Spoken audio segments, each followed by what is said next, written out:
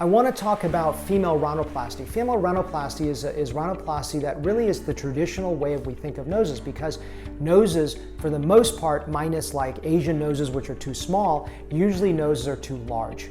And so oftentimes, women in particular find their nose to be more masculinizing, and they want their nose to look more feminine and more sort of to disappear from their face. Either the tip is too large, there's a hump on the nose, it doesn't quite match who they are in terms of femininity, or as they get older, sometimes the nose starts to look, they weren't bothered by it younger, but it's so large that it makes them look older. Why would that be the case? I hate to use this term because it's not a nice term, but it's a term, just think about it, is witch's nose. If you think about socially, when we talk about an older female, we usually present this witch's nose, but it occurs in men too. If you think of Leonardo da Vinci's noses, he draws this sagging nose tip, and that usually you think older person.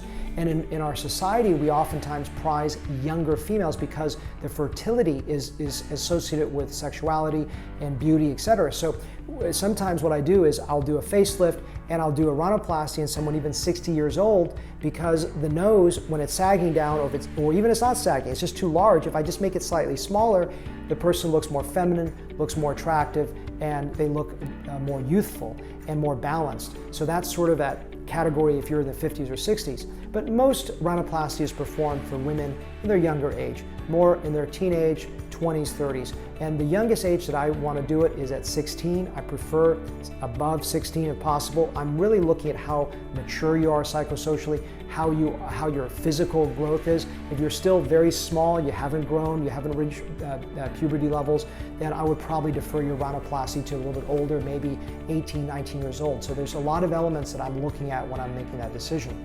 I really encourage you to watch my other videos, the general rhinoplasty virtual consultation. If you are an ethnic individual, whether African, Hispanic, Asian, Middle Eastern, whatever it may be, if it's a revision rhinoplasty, please watch those other videos, because in terms of technique, all those elements, I cover that more specifically in that area, in those particular videos. So watch those videos that are applicable for you. This is more of an introductory video, just to talk to you about why rhinoplasty is such a powerful element. Whether you're 18 years old or 65 years old, it's not just about aging, it's about femininity. And so when I make that nose really nice, it's a nose where your brain doesn't look at it anymore. You look at the focus of the eyes, and you can just see the beauty of the eyes. And I've seen so many patients that just tell me, the number one thing people tell, I said, has anyone noticed you had a rhinoplasty? And a lot of people are afraid of being spotted they had a rhinoplasty. If it's a beautiful, natural result, all they see is that they look more attractive. And that's really true, is that beautiful rhinoplasty, even if it's a dramatic difference where they've got a very bulbous tip, a very large hump, broad nostrils, and I refine it and just make it look good, when it matches the face, our eyes typically don't look at the nose anymore. They look at the beauty of the eyes. So these are just general concepts of female rhinoplasty.